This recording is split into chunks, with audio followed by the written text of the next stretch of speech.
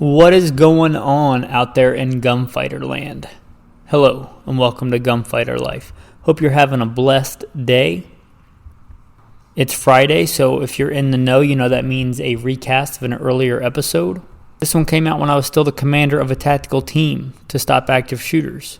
And civil unrest was a thing that was happening. One of the reasons I started this podcast, so you guys could get information from real-world first-hand experience.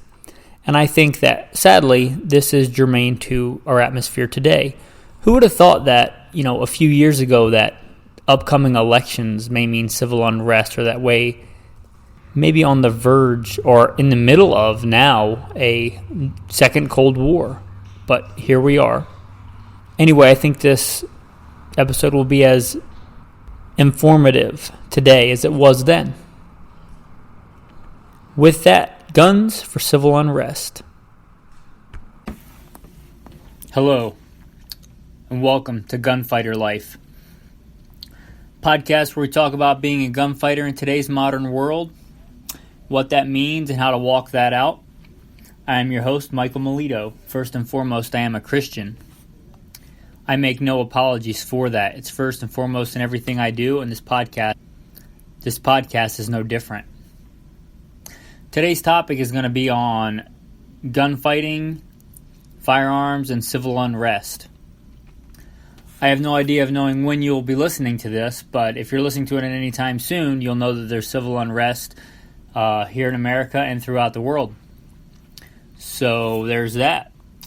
And I felt like it would be remiss of me to not talk about that with you guys and share knowledge and experience that I have. That's why this podcast was started in the first place.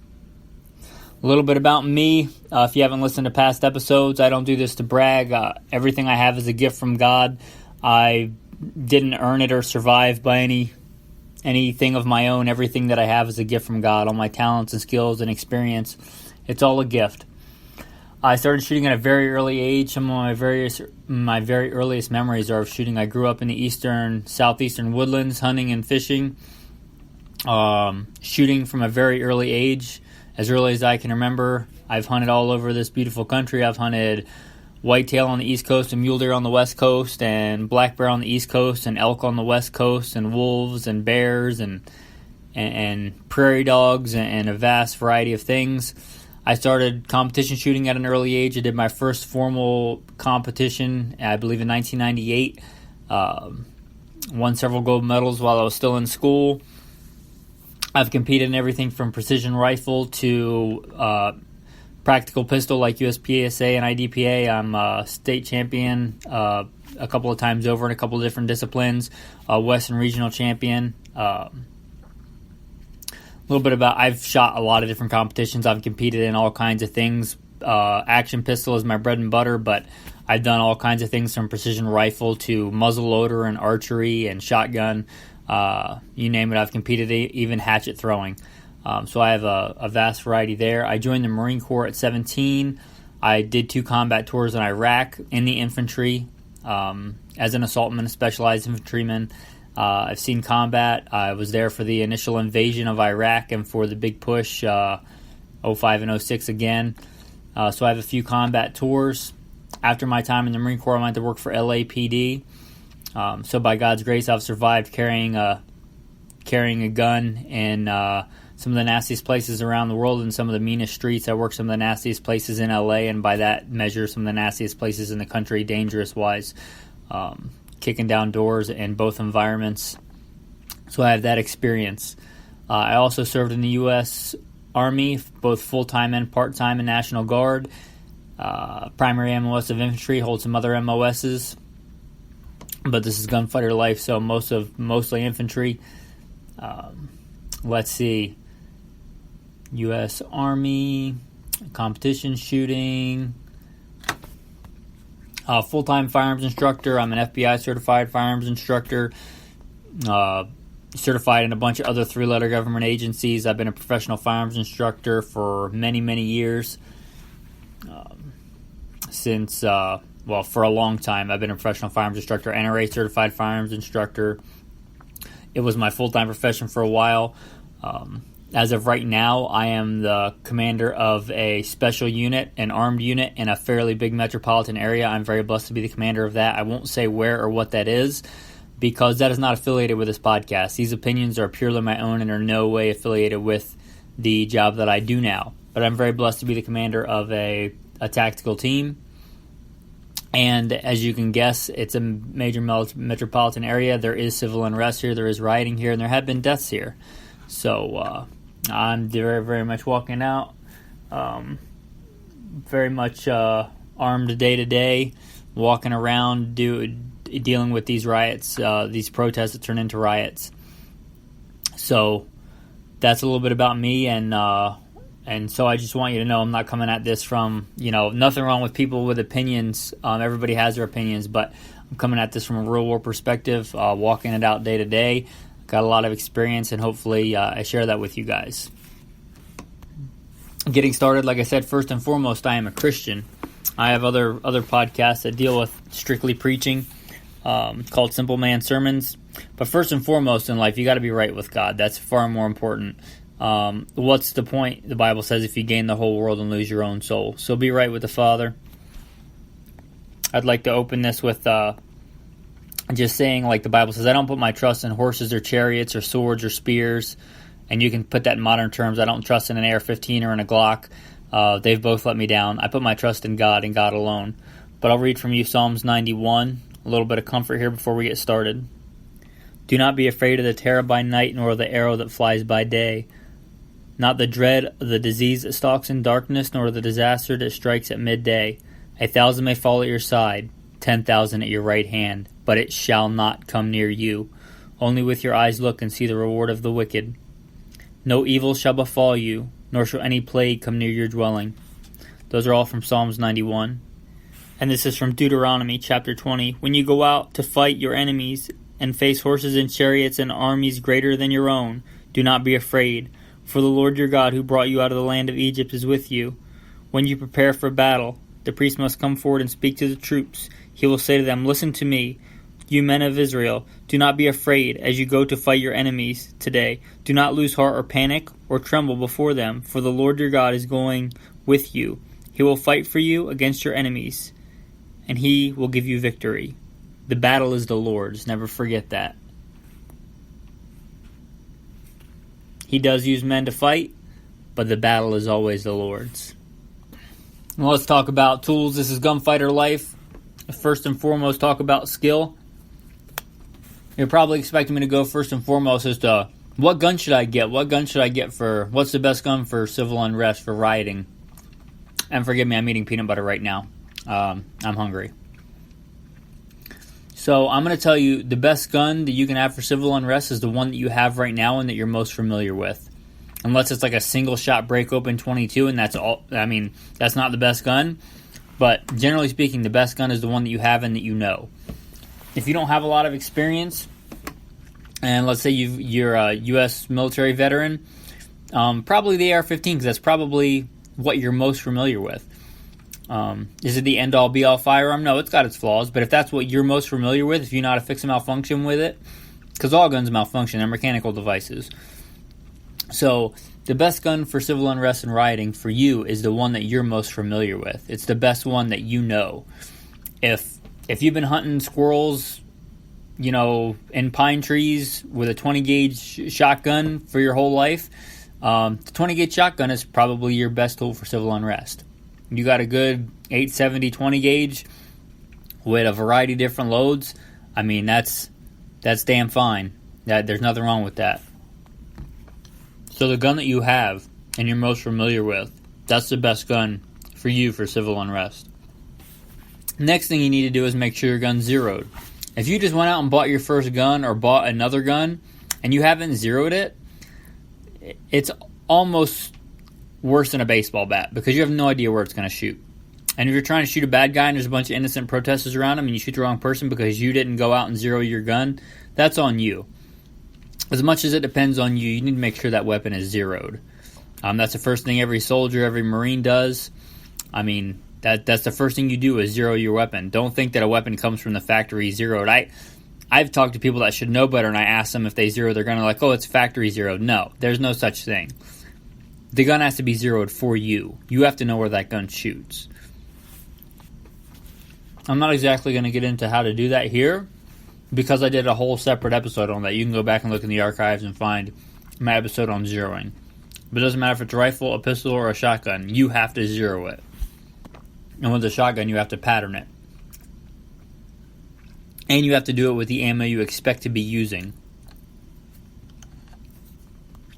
The next thing I'm going to tell you to do is get good quality ammo. Don't trust your life to some cheap, foreign, steel-cased ammunition. If it's the apocalypse is upon us and that's all you can get, then yeah, of course, it's better than no ammo. But I'd rather have 10 rounds of really, really good, pristine quality, nickel-cased, expanding, low flash, really good ammo than 50 rounds of junk crap ammo. I have no idea where it's going to shoot. I don't know if it's going to break my extractor. I don't know I don't know if it's going to cause a malfunction because some of it's overpowered and some of it's underpowered. It's got no consistency. So don't just buy ammo. You can buy crap ammo to practice with if you want. I would advise against stuff that's going to ruin your gun, like bimetal jacketed and stuff like that. But buy good quality ammo and buy even better quality ammo and zero your rifle with that, or your pistol or your shotgun, so you know where it shoots. So that would be next. Right now I'm going to tell you take what you can get, but for a pistol, any of the tried and true, don't trust your life to anything unproven. Don't get any of this whiz-bang, new hotness ammo. Get something that's been used and tested in real world for several years. I tell my guys, and I'll tell you the same thing, don't trust your life to anything unless it's been around for at least 3 years. Like the new gun that comes out, the new hot Glock, the new hot whatever, even Glocks, even SIGs, even whatever, they all have issues when they first come out. Not always, but enough to know that you shouldn't trust your life to them. So the same with ammo. Trust something that's proven. Spear Gold Dot, a great proven round, both in rifle and pistol. Winchester Ranger, both rifle and pistol and shotgun. Great rounds. Remington Golden Saber, I don't like them as much, but they're definitely proven. They'll definitely work. Any of the rounds that have been around at Hornady, they're more geared towards civilians, but they have a lot of good proven defensive rounds in rifle, pistol, and shotgun. But you want a good expanding round in rifle, a soft point or hollow point depending on, but a good proven expanding hollow point round, one that's geared for defensive purposes. So make sure you have that and know what that is. Make sure you know it functions in your gun. Don't trust your life to anything unproven. Don't just assume because you have what's reported to be a good gun and you have what's reported to be good defensive ammo that's going to work in your gun. Quick story, I had a new Glock, which are known for being super reliable, and they generally are, but that's, again, a generality, and I had very good ammunition. One of the top manufacturers I just recommended, it was a hot, new, approved FBI load. I was like, this is going to be great. And even, this was years ago, but I put it in and I carried it without testing it. And the first time I tested it caused a malfunction. The feed geometry of that round, not to get too nerdy on you, but it was gouging big chunks out of the side of the round when it would chamber it. It shoots other ammo just fine. That gun I had for years and it was great. It would work with pretty much any other ammo, but it wouldn't work with that new FBI load, even though they were both supposed to be the top-notch thing. They just didn't like each other. And you'll find that with some guns. Some guns are more finicky than others. So make sure you know that. You don't trust your life to anything unproven. Don't trust your life to my buddy says, because if you get in a gunfight and you don't win, it doesn't matter what your buddy says. That's on you. So let's talk about a little of the categories and how they fit in to how to be used and what their strengths and weaknesses are for civil unrest. We'll go with handguns. I'll lump them all in, pistols and revolvers. But the big advantage of the handgun, well, let's start off with why a handgun. A handgun is the least effective things we're going to talk about today. It's less effective than a rifle. It's less effective than a shotgun. It's far less effective. It's far harder to master. It's far harder to get hits, especially at distance. So why do most people gravitate towards a pistol? Well, even myself, like I got a pistol on me right now. I generally always do if I'm awake. And I'm not, even sometimes when I'm running, but pretty much always have a pistol on you. And that's the big advantage of a pistol is, one, you can always have it on you. It's not too much of a hindrance to do your day-to-day duties. And two, you can conceal it. So if you have to move through a crowd of people or you have to get out of rioting or looting, you can conceal the pistol on you, and you're not a target to law enforcement. You're not a target to other protesters or rioters. You're not the wrong looking guy in the wrong place with a gun that gets targeted. So don't be that guy. A pistol is great for that. A pistol is also great in that you can use it one-handed. Yeah, I know you can shoot a rifle and a shotgun one-handed. I've done it. I mean, I know you can do it. I know you should practice with it, but that being said, a handgun is easily shot with one hand, which means you have another hand to call 911 on a cell phone, or to carry a child to safety, or to open a gate, or to do any other number of mundane tasks or less life-saving right now tasks. You could even throw on a tourniquet if you know how to do it, and have a handgun in the other hand to protect yourself and the one you're putting a tourniquet on. For those reasons, a handgun is great. But it is less lethal in general. In general, any of the big defensive handgun calibers, 9, 40, 45, everybody will have their favorite, but they generally have about a 20% lethality rate, which means 20% is not great. You get into rifles, full-powered rifles and shotguns, you're looking at 80%. And these are rough numbers, but far less effective, but you can have it on you all the time. Even, like I said, my full-time job, professional gunfighter, leader of a tactical team, but I'm the leader. And lately I have been going around quite a bit with a full-size long gun on my person, either right next to me in a vehicle or literally strapped on me, a long gun. But a lot of times I don't, because even for me, that's my profession. It's still kind of hard to do that and do my other tasks like commanding the unit. So they're more convenient to have on you all the time than a rifle or a shotgun. So that's a big advantage of the handgun. All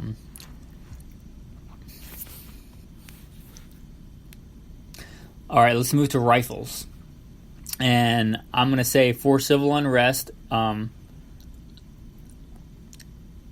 we're probably talking about some kind of semi-automatic repeating rifle, modern sporting rifle, whatever you want to call it. And the most prolific one in America is the AR-15, and behind that is the AK-47. I did a whole podcast on AR-15 versus AK-47. Both are fine weapons. The fact that they're still used all over the world shows that they're both fine weapons. Know how to run your gun, know how to do reloads, whatever kind it is, know how to fix malfunctions. Yes, AKs malfunction. Know how to fix those. Know what kind of ammo it likes, know where it's zeroed, know all those things. The big advantage of them is you can project force a lot farther. My general practice with a handgun is at 50 yards, but for most people, practical accuracy with a handgun is far shorter than that. And unless you're a master with a handgun, your effective range is far shorter than that. But you can project force a lot farther with a rifle or even a shotgun, because that gives you more time. Also, for most people, you can get a lot more precise shot with a rifle. So if you have one target in a crowd of not targets, that rifle is a big advantage. Another big advantage is capacity. Even though you're defensive, a lot of your modern handguns today have a capacity of 15 to 17 or more rounds. Your average rifle has got 30 rounds. Your average defensive rifle, AK, AR-15, Mini 14, which is a great weapon, anything like that. So you can project force a lot farther. They hold more rounds. Normally, I would say the chances are very slim that you're going to need that. Most gunfights are a few rounds, and even in these times, it's going to be less. But having more ammo, and especially in times like these, if you're ever going to need more ammo, now is a good time to have more ammo on tap. So know how to run them. The big advantage of the rifle, they're more precise. They have more power. They are more lethal. If you need to stop a fight, you generally need to stop it right now, and the rifle does that better than the pistol. And they are you can project force a lot farther and buy yourself more time. So the main advantages of the rifle there.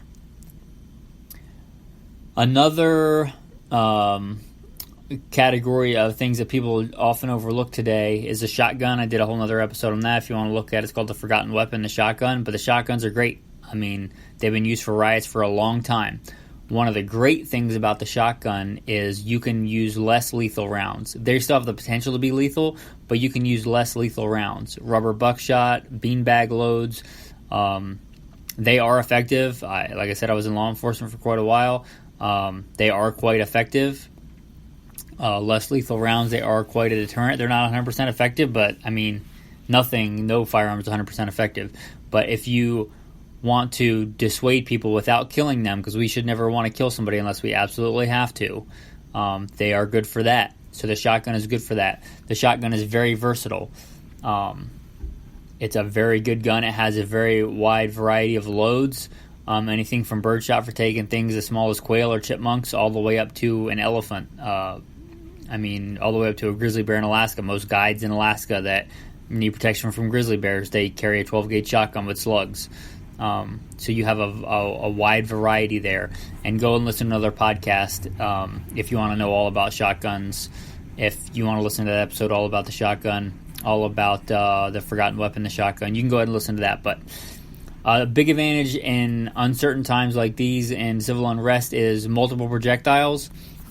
So buckshot, a standard defensive load for military and law enforcement is double-aught buck 9 pellets. So you get 9 pellets of, let's say, roughly 30 caliber, and they're all traveling, at around the same velocity as most handgun cartridges. So you're looking at that. Another thing you can do, advantage with a shotgun, even if you don't have less lethal rounds, if you just have buckshot, there is a technique, and it is less lethal, but it is definitely deadly force, and it should only be used in deadly force circumstances, where you can bounce buckshot off like a pavement or a hard surface and up into legs and shins and things like that. And it still has very much potential to be lethal, but less propensity than aiming right for the torso of somebody with double-aught buck. That's about as lethal as you can get. So you have that about a flexibility. You have the flexibility to switch between lethal and less lethal munitions fairly quickly if you know how to do it, if you know how to practice with it. Shotguns are very dependable. I don't know if any gun right now is affordable, but generally speaking, they're more affordable than handguns and rifles.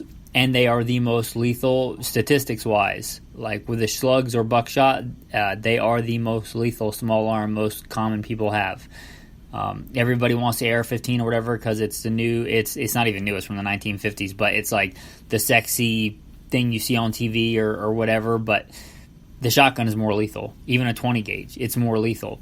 It has far more energy. Look it up. It's far more lethal than your standard 223. So you got that. You got other things too, like precision rifles, bolt action rifles. I have a SCAR Heavy, a SCAR 308. That's one of my go-to rifles.